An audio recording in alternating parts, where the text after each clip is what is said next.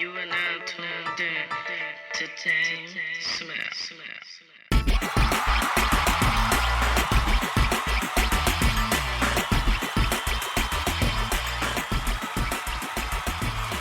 Welcome to Musician Talks with DameSmiff, and today I want to talk to you guys about developing your catalog as a musician.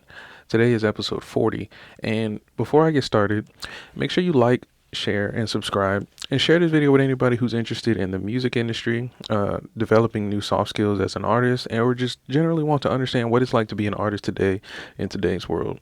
So like I said, I want to talk about developing your catalog and what a typical catalog would look like today for a musician.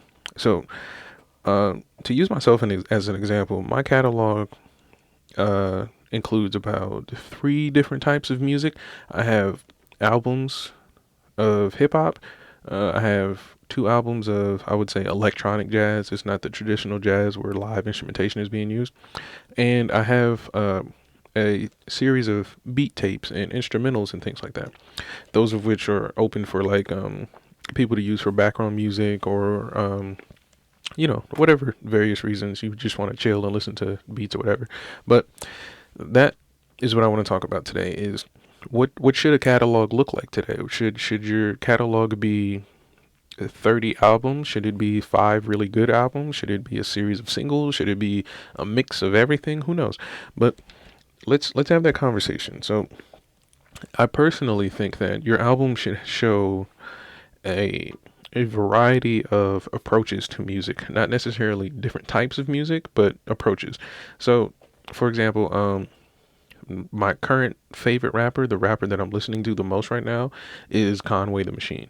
Now, when you look at his catalog, if you go from the beginning, the catalog goes from album or mixtape, then I think like albums. But then there was a point where there was a lot of collaboration happening where singles were coming out left and right. There were EPs dropping where they would do, he would do maybe like 10 to 9 songs with a specific producer and things like that. And what that shown to me as an artist who was listening to all this was that the skills that he has as an artist are shown through his lyrical ability. And I spoke last episode about mastering a skill to where that's the thing that we come to you for.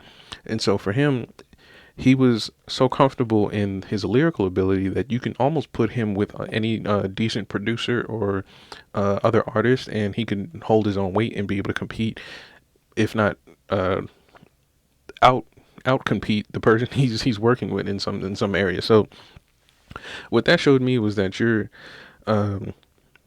or I would call it your catalog. Your catalog of music should show how you can use this thing you're really, really good at, and the many different ways you can use this really good thing. So there was times where he would rap about very personal things in his life, and then there's songs he has where he's just rapping about, just general, just dropping general bars.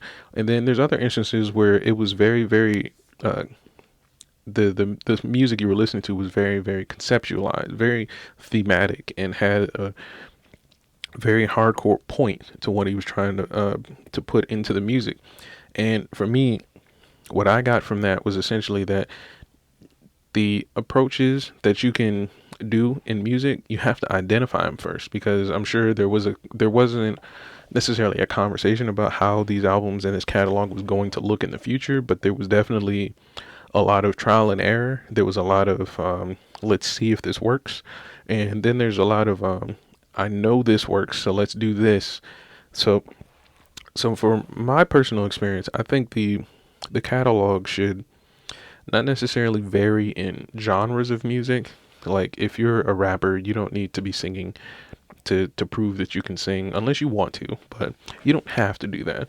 And on the other hand, if you're a producer, you don't have to develop this kind of like sound for yourself. That's the big thing now. Like you develop one singular sound for yourself. That can be very, very beneficial. But what happens to a sound happens the same in, let's say, like the food industry. Like a food or ingredient can become very, very, very popular at a time, but once it's not, it's not. And so the artist, or let's say in my example, the person, the cook in this instance, didn't go anywhere.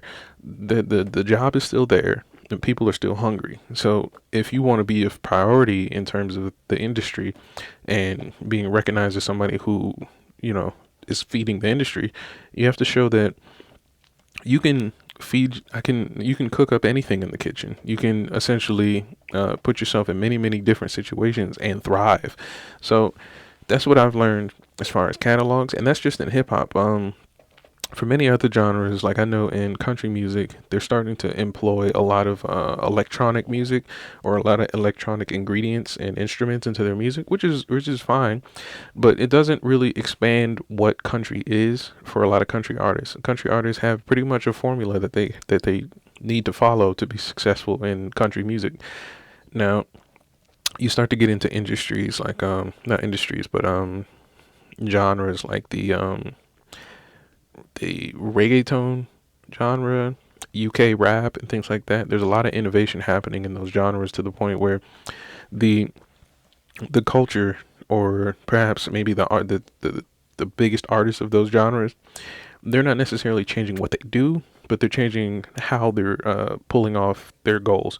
So today's artists in those genres, they're not just putting out albums and albums of the same sound. They're collaborating with other artists from other nations. They're collaborating with people from other genres. Sometimes completely different ideologies. Like you'll see some crazy stuff happening in terms of collaboration.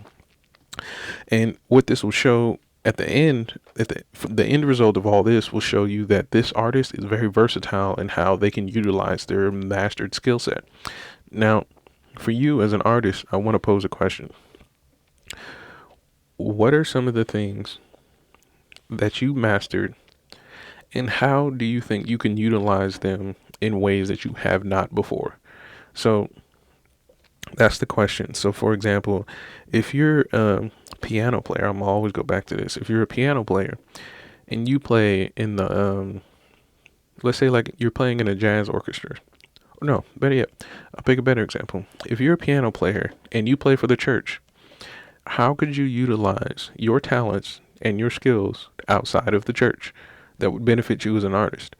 Now, that doesn't necessarily mean you have to go against what you believe in, and you don't have to go against the community you work for. But what are some ways that you can utilize your skill sets outside of what you normally do?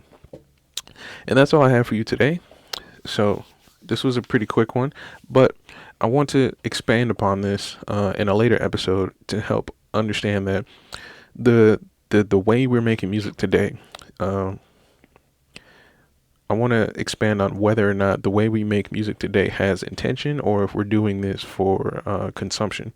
If we just want to make music just to play in the background, or are you the type of artist that has a point to your music? Do you want people to get something from it, i.e., that you're, let's say, the best rapper, or do you want it to be that you're the most creative rapper? Maybe you're the best MC, where I can hand you a microphone and you can help the party grow and be lit and live, or whatever the kids are saying. So that's all I have for you today. This was episode 40 of Musician Talks. Be sure to like, share, and subscribe. I'm here every single day on YouTube, except for Wednesdays between 9 a.m. and 11 a.m. Eastern Standard Time. That's all I have for you today. I'm DameSmiff, and I'm out.